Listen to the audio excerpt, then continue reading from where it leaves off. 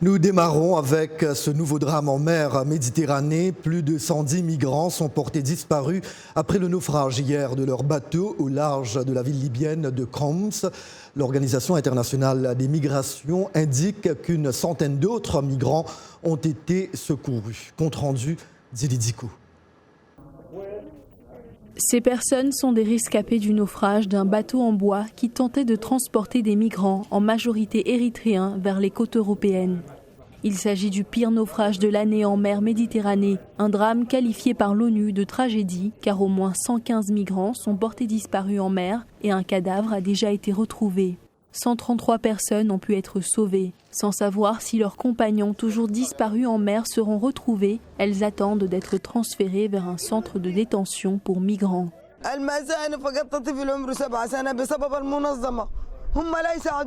J'ai perdu ma fille à cause de l'Organisation internationale pour les migrations. Ils ne nous aident pas, ils n'aident pas les réfugiés. J'espère qu'ils vont mettre un étranger en charge pour s'occuper de l'organisation. Ils n'aident personne, ils m'ont chassé. Ils ont donné de l'argent, des vivres à d'autres, mais à moi, rien. Je dors dans la rue. Pourquoi? Ça suffit, j'ai envie de rentrer chez moi au Soudan. Je veux mourir dans mon pays.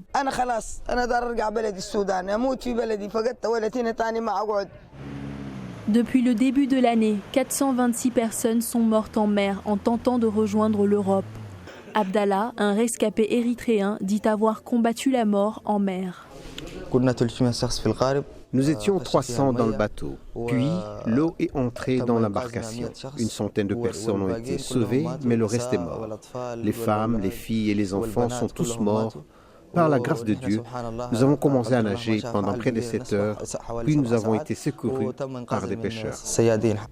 Les autorités expliquent que le bilan devrait s'alourdir considérablement, le risque de noyade étant très élevé après tant d'heures passées en mer. Les musulmans vivant en République démocratique du Congo seront privés de visa d'entrée en Arabie Saoudite pour prendre part au pèlerinage à la Mecque à cause de l'épidémie d'Ebola dans leur pays. Riyad explique ne pas pouvoir prendre de risque de contamination de plusieurs millions de personnes qui effectueront le déplacement. Les réactions dans ce reportage de Kinshasa. Cette mesure concerne toute la RDC, y compris les citoyens étrangers résidant en RDC. Les musulmans de la RDC ont pris acte de cette mesure et pensent que les écritures islamiques sont claires à ce sujet. C'est le cas d'Abdoul Souleymani que nous avons rencontré à la mosquée Office Goma. Dans notre loi islamique, l'apôtre Mohammed dit que lorsqu'il y a une maladie contagieuse dans une région, il est interdit aux gens de cette région de quitter ou d'entrer. Et s'ils vont quitter ou entrer, qu'ils suivent les consignes du docteur. Nous acceptons cette mesure car c'est notre routine.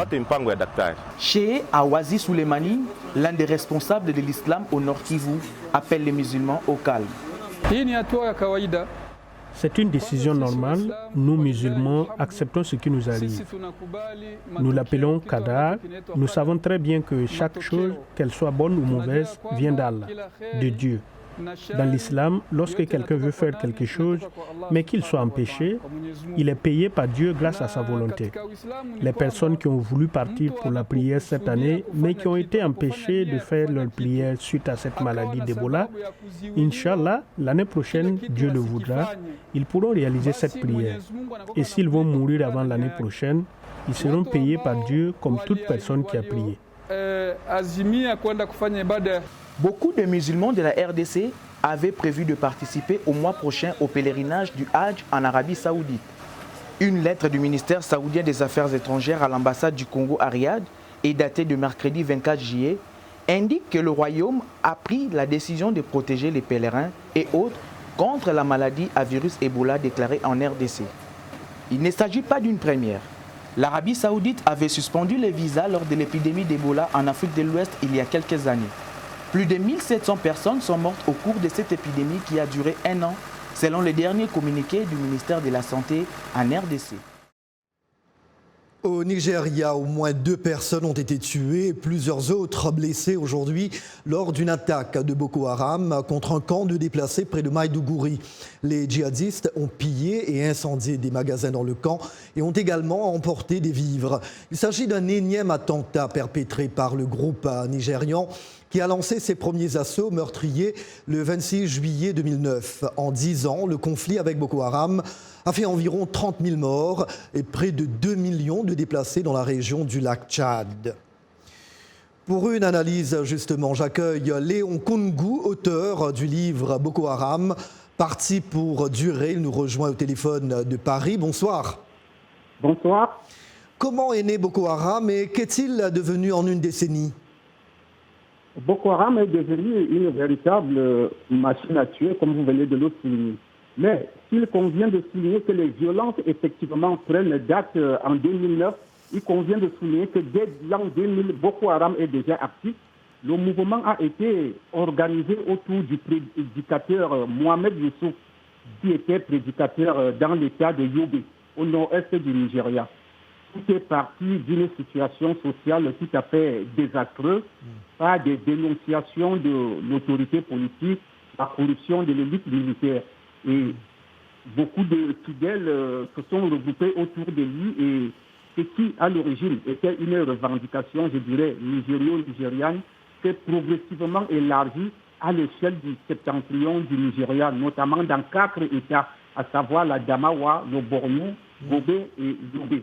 Et aujourd'hui, Boko Haram opère, je dirais, dans une dynamique transnationale, puisque le mal est devenu interrégional. 10 ans après, pourquoi le groupe est-il toujours aussi fort et continue d'attaquer au Nigeria, mais aussi au Cameroun, au Tchad et au Niger?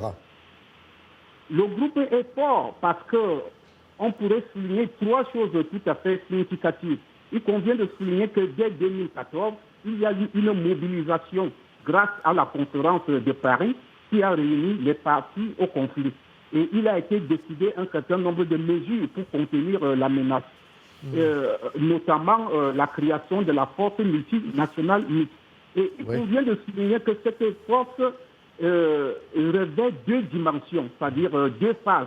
La phase 1 a connu, je dirais, un succès tout à fait total, dans la mesure où aujourd'hui, le rapport de force est favorable aux États. C'est-à-dire nous ne sommes plus dans une logique où on voyait les insurgés débarquer à bord de blindés. Les armées nationales se sont organisées en essayant de sceller le théâtre en 4 secteurs militaires. Et aujourd'hui, le rapport de force leur est favorable.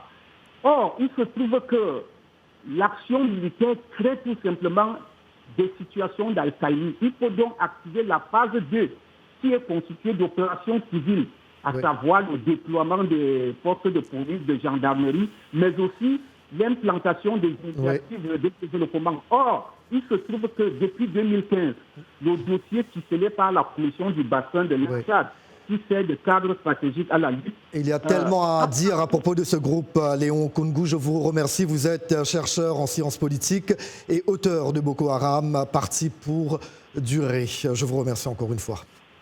Merci.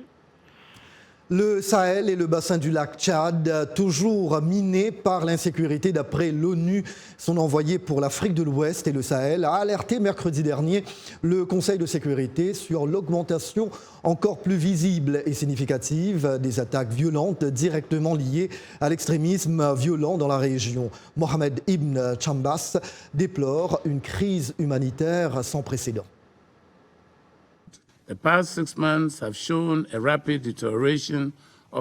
Les 6 derniers mois ont été marqués par une détérioration rapide de la situation sécuritaire au Burkina Faso. 226 incidents ont contribué à accélérer le déplacement de 47 000 personnes en décembre 2018, faisant passer le nombre de déplacés internes à 220 000 et à plus de 25 000 le nombre de réfugiés en juin 2019, soit près de 5 fois plus. Le processus de consolidation démocratique dans cette région n'a pas été facile et ne peut être tenu pour acquis. Plusieurs pays dans la région continuent de faire face à des défis en matière de droits de l'homme. Je suis particulièrement préoccupé par l'instrumentalisation du pouvoir judiciaire à des fins politiques dans un sentiment prédominant d'impunité pour les crimes violents sapant le respect de l'état de droit.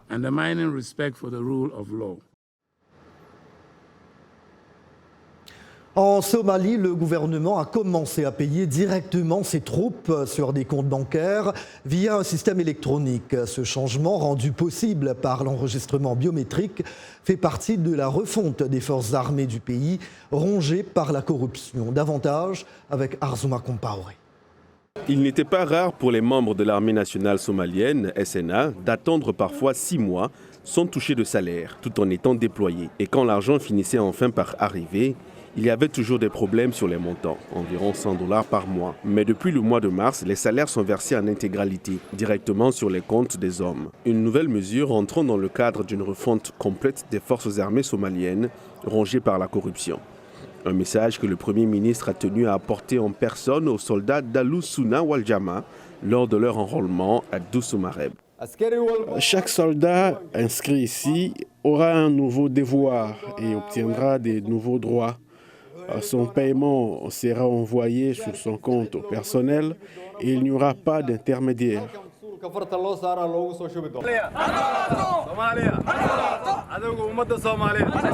Cette réforme a rencontré une vive résistance dans certains pans de l'armée qui sont allés jusqu'à quitter leur caserne en mars en signe de protestation. Selon Fiona Blitt de la mission d'assistance de l'ONU en Somalie, en contrôlant qui est payé, Mogadiscio contourne ainsi les puissants commandants qui, pendant des décennies, avaient géré l'armée comme de véritables fiefs privés et détourné des ressources. En intégrant les combattants de la milice alliée Alou Souna Waljama à ses forces de sécurité, le gouvernement veut faire de cette réforme une étape majeure dans la reconstruction d'une armée nationale capable de prendre la suite des 20 000 hommes de la force de l'Union africaine en Somalie, AMISOM, quand ceux-ci quitteront le pays.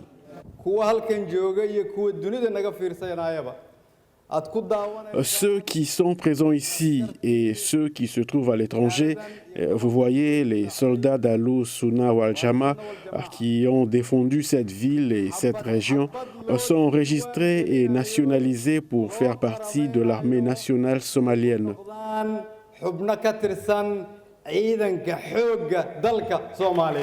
Les récents efforts pour renforcer le professionnalisme de l'armée ont été bien accueillis par les plus proches alliés de la Somalie.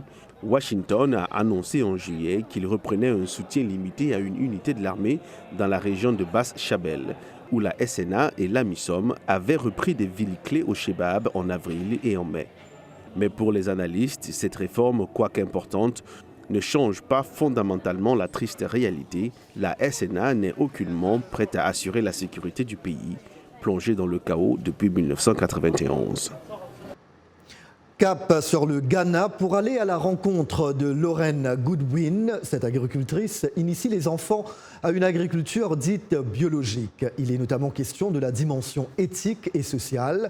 Face au développement des grandes villes et à la réduction des espaces verts, Lorraine Goodwin apprend aux plus jeunes comment cultiver leur potager et l'entretenir.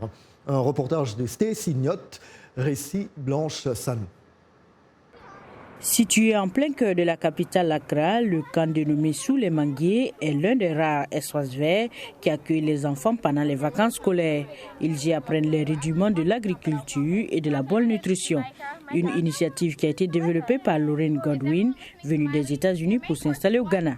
Je pense que les enfants doivent faire partie de cela. On ne peut pas en faire une conversation rien que pour nous les adultes. Nous grandissons et les plus jeunes nous suivent. Donc il est important qu'ils soient exposés à cette question dès le bas âge. Ils ont besoin de savoir comment faire pousser la nourriture. Le Ghana, comme beaucoup de pays à travers le monde, connaît une augmentation de la consommation de fast-food et des risques pour la santé qui y sont associés. À travers ce camp, les enfants découvrent les techniques agricoles du compostage à la création de pesticides naturels afin de manger sainement. J'ai planté, fait germer, semé, puis récolté. Et souvent, nous goûtons les herbes. Il arrive que nous rapportions des légumes à la maison. Éveiller une prise de conscience sur les dangers de la mauvaise alimentation, c'est la mission que s'est assignée Goodwin. Éduquer les enfants sur les bienfaits des plantes permettra également de responsabiliser leur famille et éventuellement la communauté noire au sens large. Un objectif appuyé par les parents qui trouvent que le camp est à la fois informatif et amusant. Je pense que physiquement c'est génial, socialement c'est merveilleux parce qu'ils acquièrent des connaissances sur la nature et son fonctionnement, la source, le cycle de vie. Ils savent maintenant par exemple qu'ils peuvent planter quelque chose, attendre que ça pousse, puis récolter et non aller au supermarché pour acheter des provisions. Goodwin n'a qu'un espoir, voir les semences plantées dans le camp pousser à vue d'œil afin de motiver les jeunes à revenir l'année prochaine, mais surtout leur planter cette graine afin qu'ils soient les leaders de demain de ce mouvement. Et maintenant, une petite page culture. Nous vous emmenons découvrir une galerie d'art africain dans l'État américain du Texas. Baptisée Connexion panafricaine, elle met en valeur des objets authentiques du continent, dont certains datent de la période coloniale. Objectif, rapprocher les Africains américains de la culture africaine. Visite guidée avec Thierry Kaoré. Située dans le sud de Dallas, la galerie a ouvert ses portes il y a 30 ans. Dans cette caverne d'Ali Baba, plus d'1 millier d'objets d'art provenant essentiellement d'Afrique de l'Ouest et de l'Est sont exposés et vendus aux Africains américains et aux passionnés de l'histoire africaine.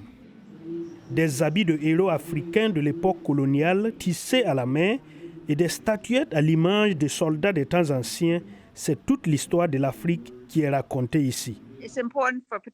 Il est important, en particulier pour les peuples des Amériques, que ce soit en Amérique du Nord ou du Sud, de savoir qui ils sont et que l'Afrique est l'origine de notre histoire. Pour nous, il est très important de bâtir et continuer l'œuvre historique et de rendre notre peuple fier de lui-même. Un peuple fier de lui, comme en témoigne cette statue en bronze représentant la femme africaine comme une reine. Une bibliothèque est également disponible pour que la nouvelle génération puisse en savoir plus sur la coiffure ou la cuisine africaine, par exemple. Beaucoup d'informations se trouvent dans des livres concernant notre histoire et notre culture. Vous savez que les livres sont des choses dont les Africains en Amérique disposaient le moins. Lire était quelque chose à laquelle nous n'avions pas toujours accès. Et maintenant, nous avons toutes les informations accessibles. Une galerie qui a connu une forte fréquentation à la faveur de la sortie du film Black Panther en 2017, les Africains américains voulant s'identifier aux héros du royaume de Wakanda. Don't freeze. I never freeze.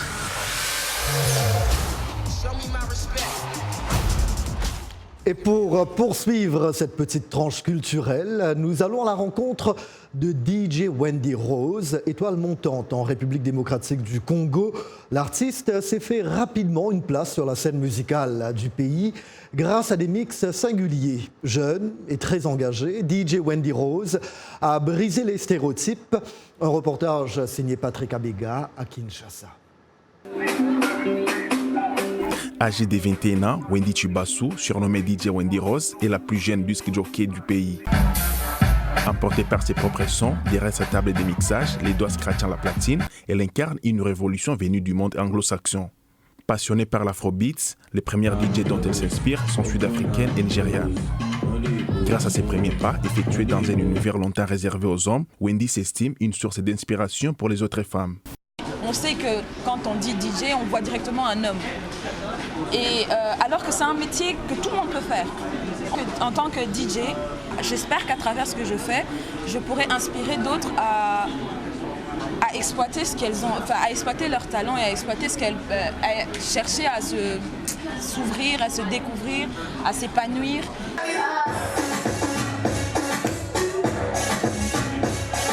Au fil des prestations, qu'elles soient appréciées ou pas, Wendy s'est dit bien rodée pour naviguer en haute mer.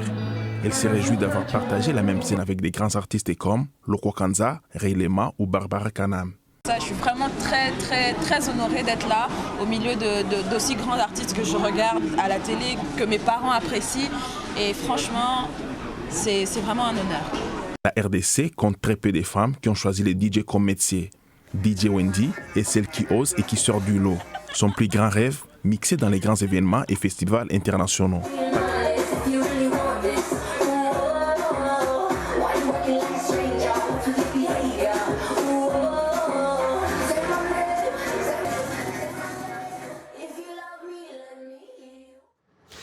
The Insect Experience, c'est le nom d'un restaurant en Afrique du Sud. Dans cet établissement, les vers de farine, les larves et les mouches remplacent la garniture.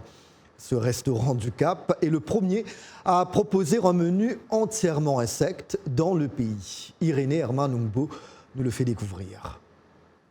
L'expérience des insectes a ouvert ses portes au Cap en Afrique du Sud. Le restaurant offre une source de nourriture alternative à l'expérience culinaire dominante de la ville. Le restaurant a été ouvert par Gourmet Grub, une entreprise qui a revisité l'un des desserts les plus prisés au monde, la glace leur version, une glace à base de lait d'insectes. J'ai actuellement 3 plats à faire goûter et il y en a plus à proposer. Donc, cela va des vers de panne à la mouche soldat noir. Nous utilisons des vers de farine et des larves de mouche soldat noir comme garniture. Les insectes sont élevés par 2 agriculteurs locaux et livrés directement au restaurant. Les vers de farine et les vers Mopane font partie des bestioles que le chef Mario Bernard inclut dans ses plats. Les insectes sont également riches en fibres alimentaires et n'ont aucune valeur glucidique. Les insectes que nous utilisons, les larves de mouches soldats noirs, sont beaucoup plus riches en zinc, fer et calcium que le bœuf. Ainsi, ils ne possèdent pas seulement les protéines et les lipides, ils contiennent également des minéraux très riches. Ce qui manque non seulement dans les pays développés, mais aussi en développement.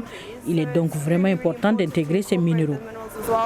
Le restaurant sert des frites de polenta de vers de Mopane et des croquettes de pois chiches et de larves de mouches noires accompagnées d'un houmous de Mopane agrémenté d'une pincée de vers de farine séchée.